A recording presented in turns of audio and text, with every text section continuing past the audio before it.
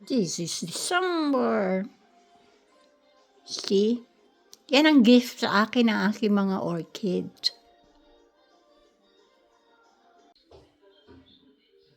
And today is New Year's Eve. Bagong stocks. Napupuna ako tuwing December, lumalabas ang mga bagong flower stalk o flower spikes ng aking mga Phalaenopsis. Yan, Kaya looking forward ako lagi. Velvet Kasi yan, yung by texture January, niya. February, March, Velvet yan. ayan, Yan. full na ang aking mga Phalaenopsis. Ito niya, I mean, in full bloom. Pero halos, ang buong taon, meron siyang mga bula-bulaklak. Meron lang mga months na talagang sabay-sabay sila. Pero hindi siya nawawalan. Yun nga lang, pag December, nandun na ang mga bagong spikes. Kaya feeling ko, ang aga ng Christmas ko Kaya karaniwan, pagpasok talaga ng New Year o ng bagong taon, ayan, may mga bulaklak. At pwede talaga silang yung mamulaklak sila ng buong taon. Kasi marami ka nang matututunang hacks. Like, ikakat mo lang yung kanilang mga pinagbulaklakan. Siyempre, hindi mo sasagatin. Tapos may mga nods siya na pwedeng gumawa ulit ng bagong sanga ng bulaklak. Pag ginawa mo yun, continue siya.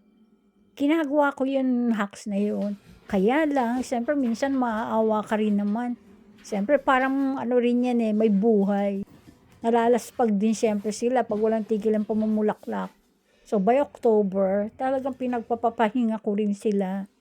Para pag December, maraming lalabas na bagong flower spikes.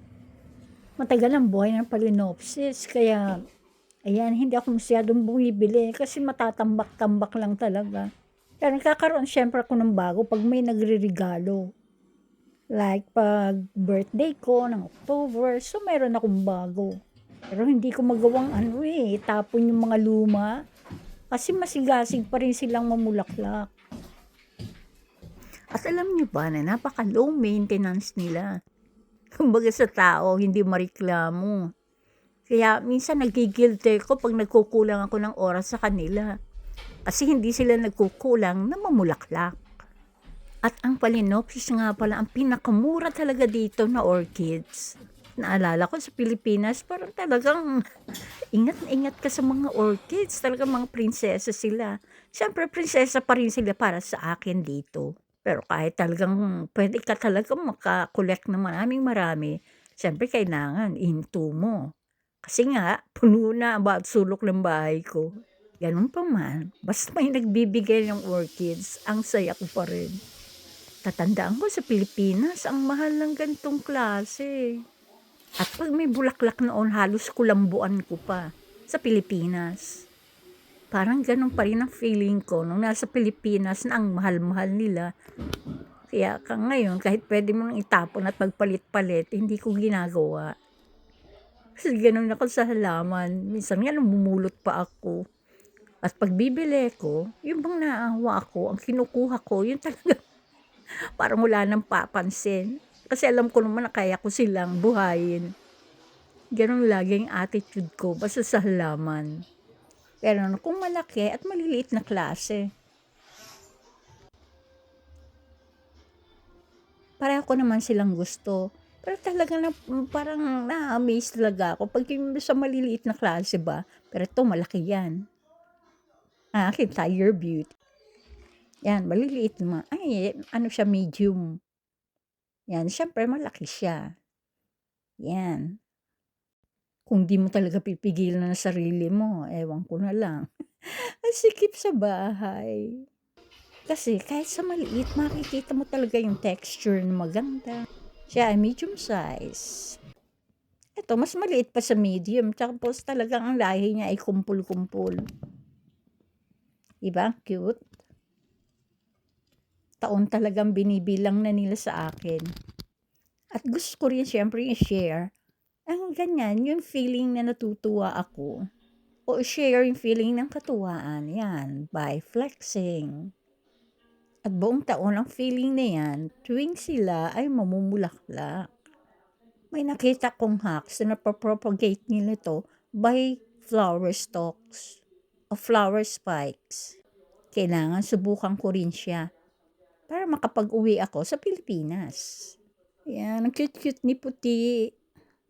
Siyempre, maganda rin naman ito. Pack. At yan din, di po. Ang sweet-sweet niya. Yun, di ba? Dainty. Very dainty. Hindi nakakasawang tingnan. Kaya alam niyo ba, mas lalong gustong-gusto ko silang alagaan. Kasi napaka-generous nila. Aside sa hindi sila maselan, talaga alagaan dito. Kaya nagtataka ako sa Pilipinas, bakit parang ingat na ingat ako masyado. Siyempre, kasi siyempre nasa labas na nga ito sa Pilipinas. Dito hindi ko sila pwedeng ilabas o manguluntoy sila. At mukhang hindi naman sila pwede rin sa loob sa Pilipinas. Kasi iba ang habitat talaga nila. Dapat nasa free sila eh. Actually, gusto ko nga silang isabi sa puno, sa mga ganon. Kasi yun na nakamulatan kong buhay ng mga orchids.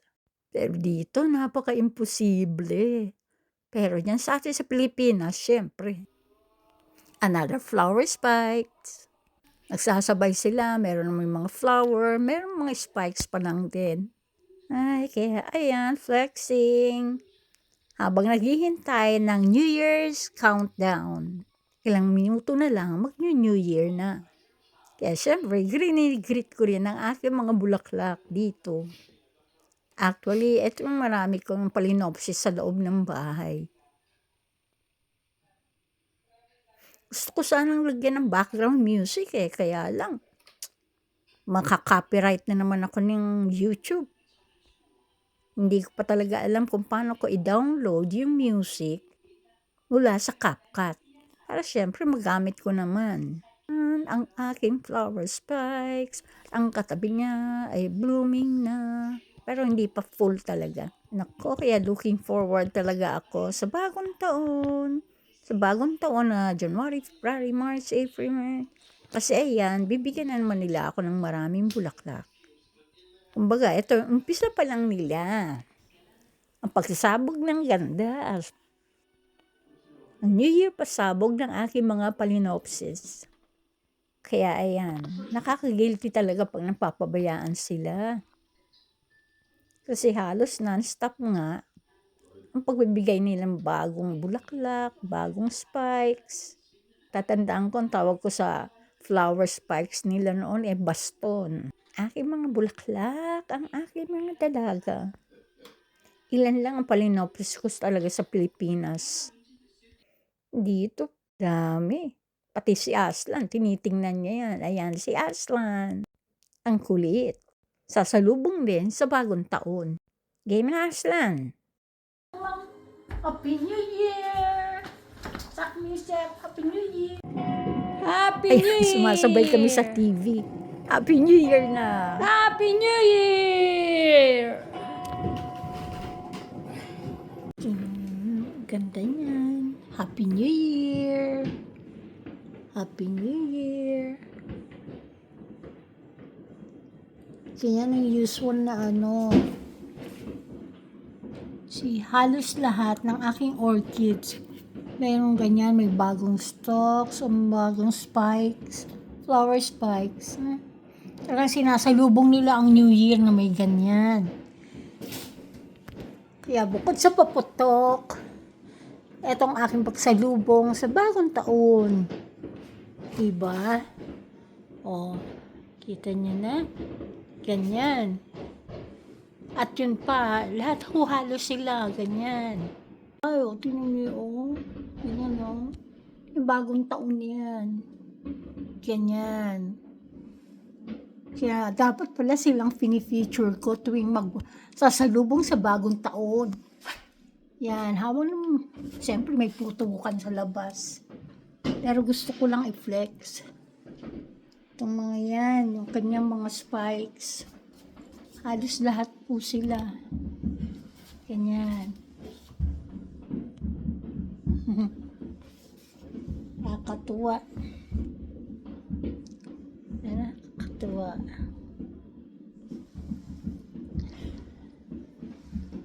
Hello. Ayan, ha? Okay, hindi nakikita. Kasi gusto ko ako rin ay makita. Hello. Ayan. Happy New Year.